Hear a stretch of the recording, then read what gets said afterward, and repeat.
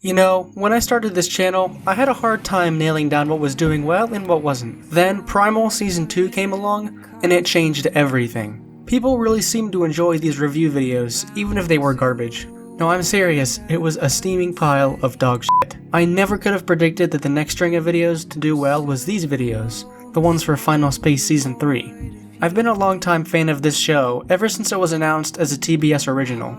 I fell in love with the pilot. The first season was amazing, the second season was and then the gods came down and gave us something that was totally lit. No, but seriously, this season had such a strong opening, I've only seen this raw strength only once before. A topic for another video. But we know you just want us to get into the video, so that's what we're gonna do. It's time to review Final Space Season 3. This season started out banging with an Invictus chase. Really nice energy here, it sets the theme of the season, survival. As soon as this episode aired, I knew we were in for something amazing.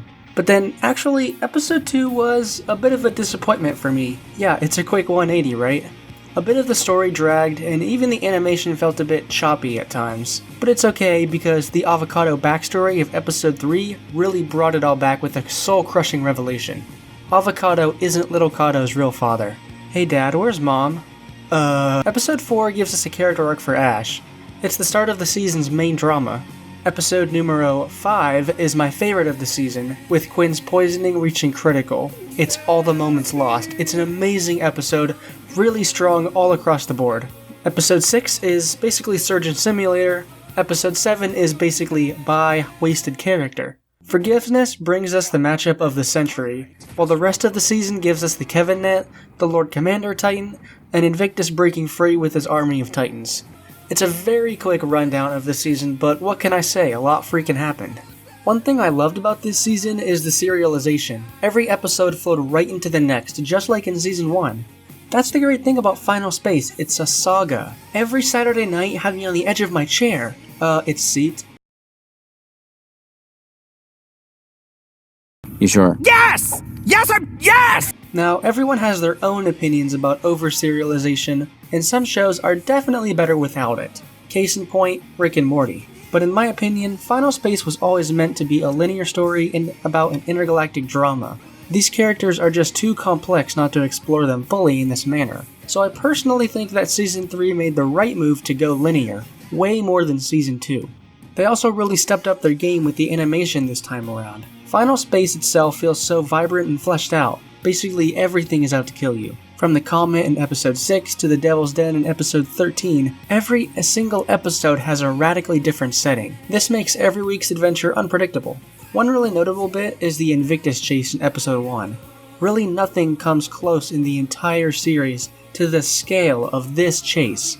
And we really appreciate the work they did with the villain dynamic here. We know the Lord Commander works for no one, which is why his turn against Invictus is no surprise to anyone.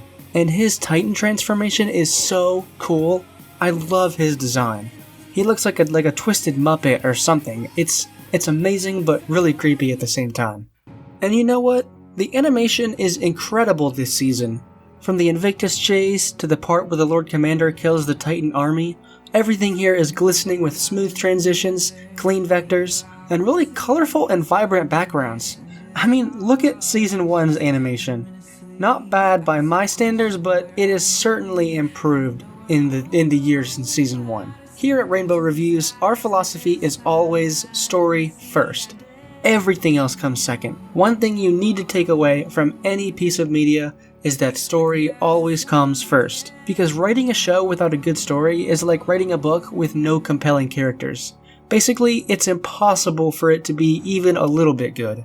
But Final Space has great animation on top of a great story, so it's all good. But now that I've lavished praise on the animation, it's time to talk about the one episode that I didn't like. Damn, we're gonna have to bring out the sin counter for this one, aren't we?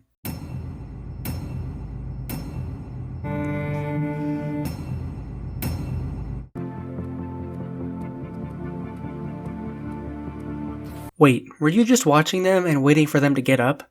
You have stuff to do, stop digging around. Hey, wait. What's that second surprise? What is it? Nat Taylor, you think everything's for you, don't you? Well, it's not. Haha, this is played for a bit. But what if Gary and Avocado died because they didn't know Hugh had a mech suit? How would you have felt then, Biscuit? Maybe there's room for one more? Get the hell in there, Hugh. When Hugh becomes the AI, we know that he has control of all its weapons. We know this from episode 302. So how does he not know that there's a mecha version of his old body in the back of the ship?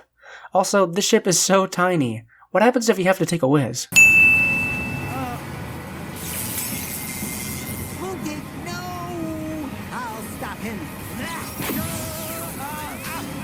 The fact that I was actively rooting for Kevin's death just goes to show how much he needs to die. He's useless. No, I am the Lord Commander.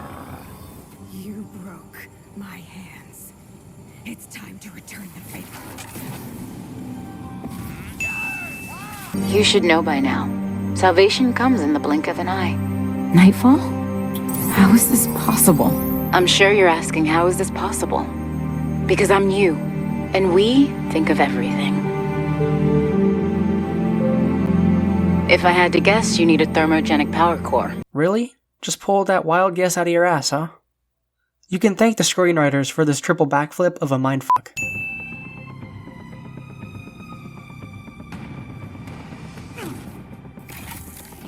Whoa, you just gonna take that helmet off? How do you know the planet you're on has breathable air? Sure, Ash is there, but she doesn't need oxygen, as we've seen from the end of episode 7. Has come for the boy. Little Kato, don't forget. They don't deserve you. So why can't Invictus kill Gary and Avocado right now again? I should have been grateful to you, but instead, I just hated you more. In the episode The Ventrexian, Avocado meets with the Lord Commander, and has his worldview completely changed. Is that what you fight for? I fight for Ventrexia. Challenging what he fights for, it's a destruction of his character. About Ventrexia. It sends its people to fight a 1,000-year war for what? I don't know anymore. Avocado was raised to be a killing machine, and the Lord Commander broke his blind loyalty to his own planet. You kill because you're good at it. You're right. I know I'm right. And now I'm gonna give you the greatest gift anyone has ever given you. I am gonna change you from the butcher you are into a master by giving you a cause. Yep, that's blind loyalty. And then in a moment, the Lord Commander starts to actually say stuff that kind of makes sense. I'm telling you, this speech is so convincing, I have no doubt that Avocado, or really anyone else in this position, wouldn't challenge this way of thinking. What if, together, we could create a universe where death could no longer be found? Does that even exist? With your help, it can. A deathless universe. He gave Avocado's life purpose for the first time. This is blowing my mind how almost perfect that reasoning is, besides the killing part. To me, this is peak Final Space writing. To all the haters who say this show is badly written, I challenge you to find a clip from any DC movie that's half as smart as this is. Why did you say that name? So that scene was great, but there's another one that we just had to mention in this video. This clip just elevated the show entirely, because it doesn't pull its punches, pun intended.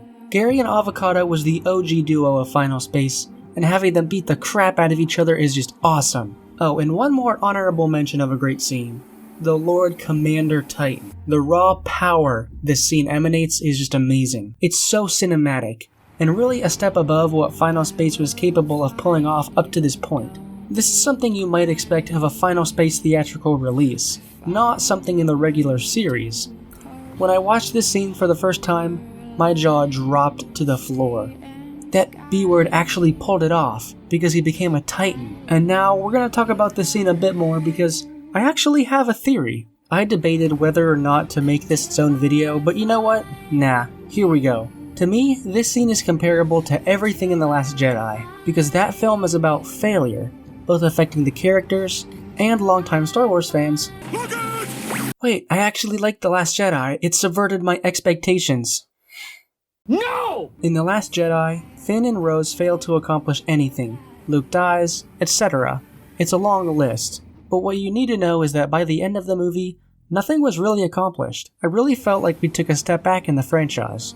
And to me, that was what made the theme of failure really frustrating. We didn't accomplish anything here because of that failure. But here's where Final Space comes in with the same concept, but executed way better. The crew spent the whole episode activating the Kevin net, and then it just got destroyed, just like that.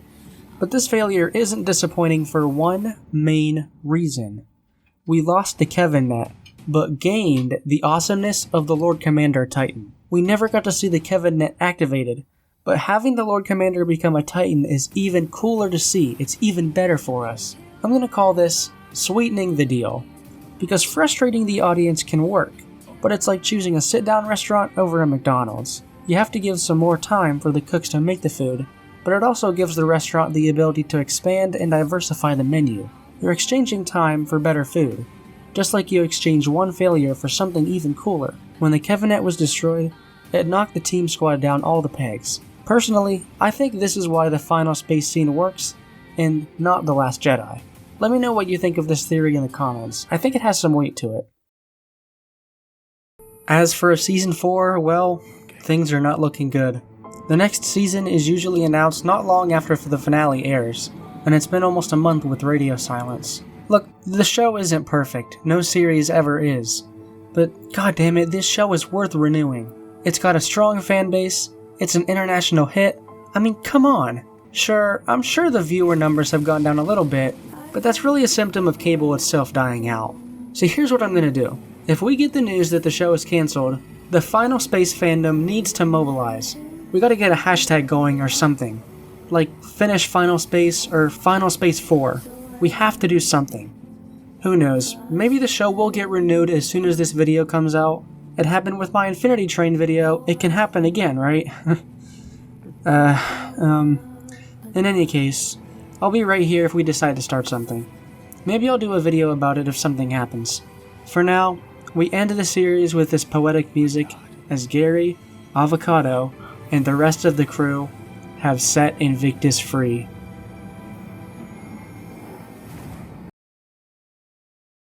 Anyway, that was my short review of Final Space Season 3. It was a really good season, the best so far in my opinion. Before this video ends, I want to thank a few people specifically. First, some people I talked to in the comments. I'd like to thank users Pedro Enemecos, Georgie Porgy Pudding Pie, Nando TNT 567, Creative Name, Metal Cobra 7, and XX Ice Bear XX, great name by the way, plus any other Final Space channels, especially Nightfall Dash and especially Hubie Doobie. I use a screen recorder for video footage, and Hubie Doobie, I literally could not have made these videos without you. Now I wanted to give you guys a quick update. I do have new avatars, I hope you like them, and hopefully they're here to stay. The schedule will be a bit wonky. I'm going to focus more on quality than posting on consistent schedules, so comment below what kind of outfits my avatars should wear next. Be sure to check out my Instagram for the full body sketch of Candle's outfit. Follow me over there for more fashion drawings and a new full body drawing with every new video. Subscribe for more TV reviews and movie reviews. Thanks for watching, and also thank you guys so much for 100 subscribers. I can't believe I got this far this quick actually. I'll see you next time.